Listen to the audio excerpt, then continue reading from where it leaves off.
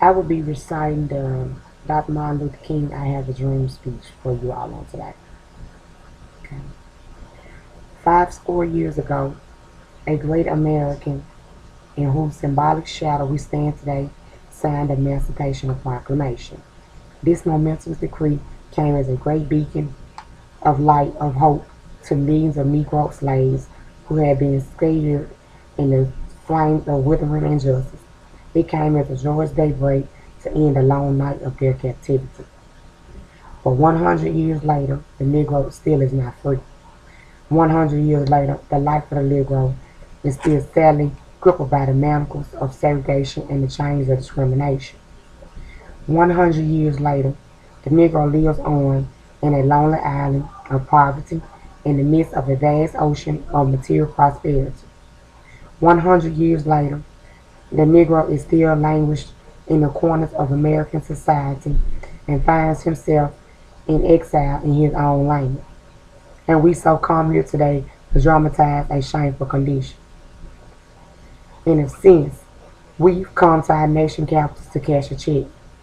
When the architects of our republic wrote the magnificent words of the Constitution and the Declaration of Independence, they were signing a promissory note to which every American was to fall heir. This note was a promise that all men, yes, black men as well as white men, would be guaranteed the unalienable rights of life, liberty, and the pursuit of happiness. It is obvious today that America has defaulted on this promissory note, insofar as her citizens of color are concerned. Instead of honoring this sacred obligation, America has given the Negro people a bad check, a check which has come back marked insufficient funds. But we refuse to believe that the Bank of Injustice is bankrupt. We refuse to believe that there are insufficient funds in the great vaults of opportunity of this nation. And so we've come to cash this check, a check that would give us upon demand the riches of freedom and the security of justice. We have also come to this hollow spot to remind America of the fierce urgency of now. This is no time to engage to make real the promises of democracy. Now is the time to rise from the dark and desolate veil of segregation to the sunlit path of racial justice.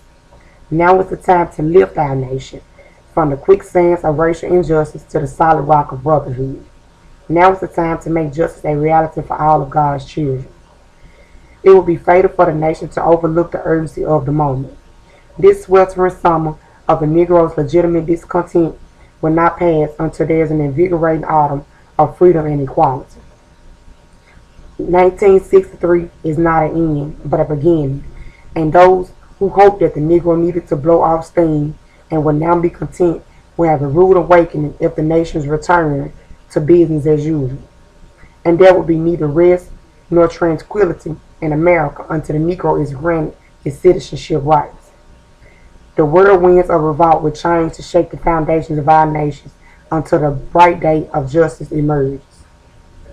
But there is something that I must say to my people who stand on the warm threshold which leads to the palace of justice. In the process of gaining our rightful place, we must not be guilty of wrongful deeds. Let us not seek to satisfy our thirst for freedom by drinking from a cup of bitterness and hatred.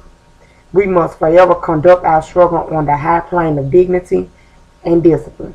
We must not allow our creative protests to degenerate into physical violence. Again and again, we must rise to the majestic heights of meeting physical force with soul force. The marvelous new militancy which has engulfed the Negro community must not lead us to distrust all of white people. For many of our white brothers, as evidenced by their presence here today, have come to realize that their destiny is tied up with our destiny.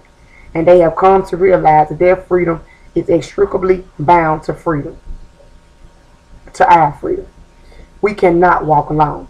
And as we walk, we must make the pledge that we shall always march ahead. We cannot turn back. There are those who are asking the devotees of civil rights, when will you be satisfied? We can never be satisfied. We can never be satisfied as long as Negroes is the victim of unspeakable horrors of police brutality. We can never be satisfied as long as our bodies, heavy with the fatigue of travel, cannot gain lodging in the motels of the highways and the hotels of the cities. We cannot be satisfied as long as the Negro basic mortality is from a smaller ghetto to a larger one. We cannot be satisfied as long as our children are stripped of their selfhood and robbed of their dignity by signs stating for white only. We cannot be satisfied as long as Negroes in Mississippi cannot vote and Negroes in New York believe he has nothing for which to vote. No, we are not satisfied. And we will not be satisfied until justice rolls down like waters and righteousness like a mighty stream. I am not unmindful that some of you have come here out of the great trials and tribulations. Some of you have come fresh from narrow jail cells, and some of you have came from areas where you quest for freedom left you battered by the storms of persecution and struggled by the winds of police brutality. You have been the veterans of creative suffering. Continue to work with the faith that unearned suffering is redemption. Go back to Mississippi. Go back to Alabama. Go back to South Carolina. Go back to Georgia. Go back to Louisiana. Go back to the slums and ghettos of our northern cities, knowing that somehow this situation can and will be changed. Let us not wallow in the valley of despair. I say to you today, my friends. And so even though we face the difficulties of today and tomorrow, I still have a dream. It's a dream deeply rooted in the American dream. I have a dream that one day this nation will rise up and live out the true meaning of its creed. We hold these truths to be self-evident that all men are created equal. I have a dream that one day on the red hills of Georgia, the sons of former slaves and the sons of former slave owners will they sit down together at a table of brotherhood. I have a dream one day that even the state of Mississippi, as a state sweltering with the heat of injustice, sweating with the heat of oppression, will be transformed into an oasis of freedom and justice. I have a dream that my 4 little children one day will live in a nation where they will not be judged by the color of their skin, by the content of their character. I have a dream today. I have a dream that one day down in Alabama, with its vicious rages, with its governor having his lips dripping with the words of interposition and nullification, one day right here in Alabama, little black boys and little black girls will be able to join hands with little white boys and little white girls as sisters and brothers. I have a dream today. I have a dream that one day every valley shall be exalted and every hill and mountain shall be made low. The rough places will be made plain and the crooked places will be made straight. And the glory of the Lord shall be revealed and all flesh shall see it together. This is our hope. This is the faith that I go back to the South with. With this faith, we will be able to hew out the mountains of despair and the stone of hope. With this faith, we will be able to transform the jangling discord of our nation into a beautiful symphony of brotherhood. With this faith, we will be able to work together, to pray together, to struggle together, to go to jail together, to stand up for freedom together, knowing that we will be free one day. And this will be the day. This will be the day when all of God's children will be able to sing with the new meaning. My country, 'tis of thee, sweet land of liberty, of thee I sing. Land where my fathers died, land of the pilgrim pride. From every mountainside, let freedom ring. And if America is to be a great nation, this must become true. And so let freedom ring from the prejudiced hilltops of New Hampshire. Let freedom ring from the mighty mountains of New York. Let freedom ring from the heightened allegiances of Pennsylvania.